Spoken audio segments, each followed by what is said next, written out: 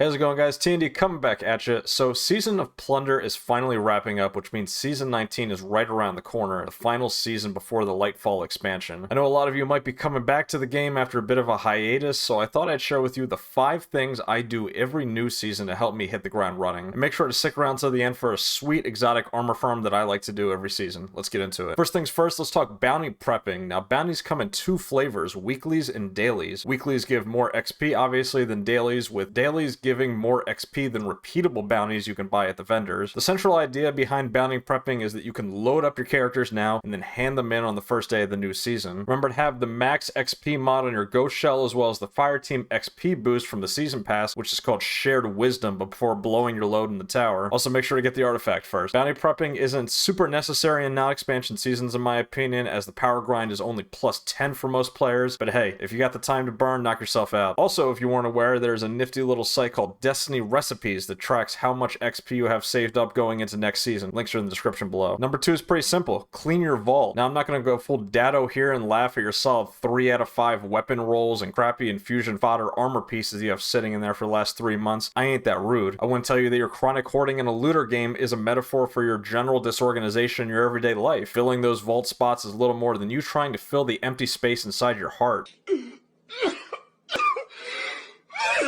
I'm not like that. We're friends after all. But seriously, you do not need 10 of the same weapon in your vault. I promise you'll be okay without it. Maybe 1 or 2. Try and shoot for at least 100 free spots going into the new season. That's what I like to try to shoot for at least. Third up is a Season 19 specific tip, as a recent TWAB notified us that planetary materials will be getting removed starting December 6th. So I hate to break it to you, all those years you spent making sure you had at least 2,000 microphasic data lattice stuffed in your inventory for a rainy day or something appears to have been all for naught. You do your best to swap them out for glimmer now to save yourself the pain of turning them in bulk when the new season starts. But Dylan, you may ask, how will I dig myself out of Destiny poverty after I gamble away all my glimmer at the space casinos? Well, this is where I have some good news or some bad news. If you got some fat stacks of dark fragments from the Dreaming City or Here Always pieces from Europa, then those materials will still be available to be exchanged at our boy Rahul in the tower. However, if you're really desperate, then it appears Bungie's made the shift from making us do public events as seasonal activities and instead have us do public events for glimmer instead, with normal runs being 5,000 glimmer and heroic giving you 10,000 to 12,500 per run. Stock up on that space cash now while you have the time. Fourth tip is a bit of a first world problem in Destiny 2, but hey, I'm trying to look out for y'all here. When I say prep your characters, new seasons mean 2 things: a new update to the game file as well as a new API that needs to be loaded in for third-party sites. Apps like Light.gg and Destiny Item Manager tend to shit the bed the first couple days, and let me tell you, you do not want to be that guy that's holding up your entire raid team because your god roll type